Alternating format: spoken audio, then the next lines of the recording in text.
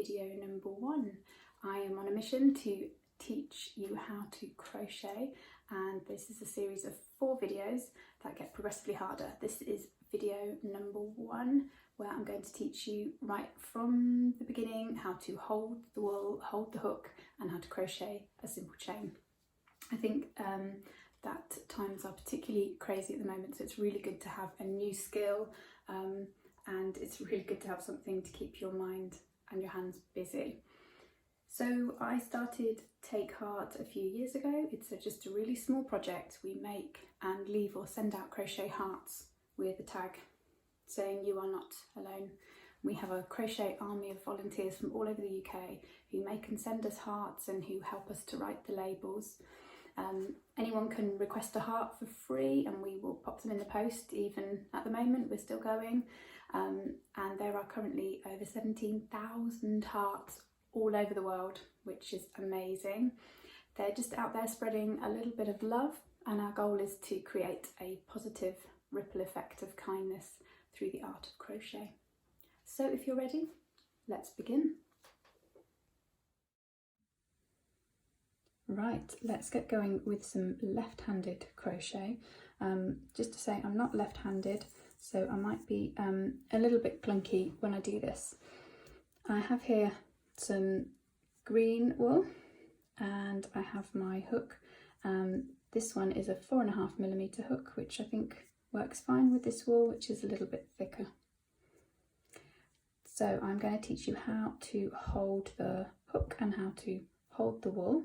And I think that's the hardest part of crochet, so if you can do this, you'll be absolutely fine. Once we've done that, I am going to teach you how to make a chain.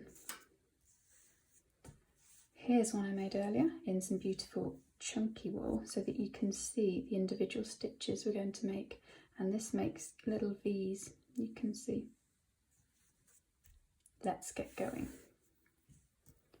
Right. So for left-handed, I'm going to hold the wool in my right hand and the hook in my left hand.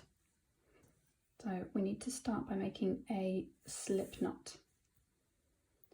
I'm going to hold the short end of the wool in my fingers like that, and I'm going to wrap the wool around to make a V at the top. Now I'm going to take my hook, I'm going to go under the first one and grab the second strand and pull it through. Now I turned my hand and I let the wool fall off.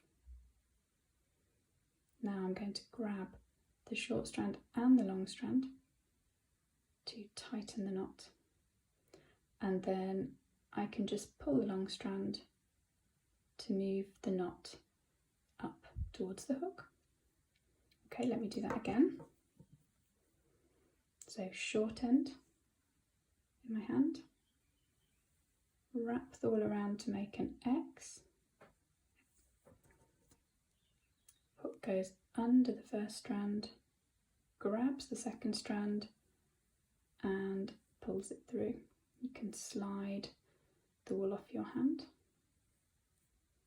grabbing both the short and the long tails. You can tighten the knot, and then I can use the long strand to move the knot up towards the hook.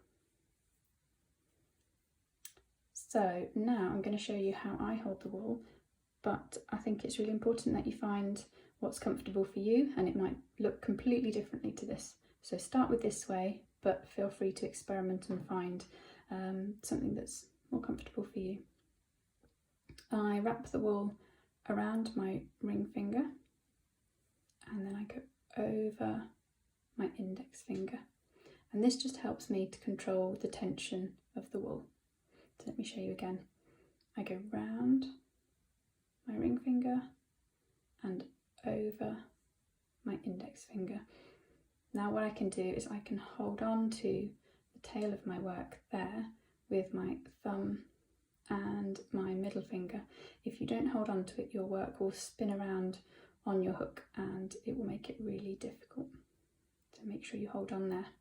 Okay, so you can see that your right hand is busy with the wool and your left hand is busy with the hook. Let's do a stitch. So I'm going to wrap the wool around the hook from the back to the front. Now I'm going to pull this second stitch through the first stitch, and to do that I'm going to turn the hook so it's looking down at 6 o'clock, pull the stitch through and turn my hook so it faces back up at 12 o'clock, and you can see I've made my first little stitch. Okay, let's do that again. So using my index finger, I wrap the wool around the hook and then I pull that stitch through my first stitch. Okay, let's go again. Use my index finger, I wrap the wool around the hook, and as I pull, can you see I'm turning down to 6 o'clock as it comes through up to 12 o'clock. And now we have 1, 2, 3 beautiful little stitches. You can carry on chaining, or you can slide the wool off your hook and just pull and it will unravel. If you want to keep your chain, I would love to see pictures, by the way, of your chains. You can just snip the wool and then pull that strand through. If you pull that one, it will tighten the knot.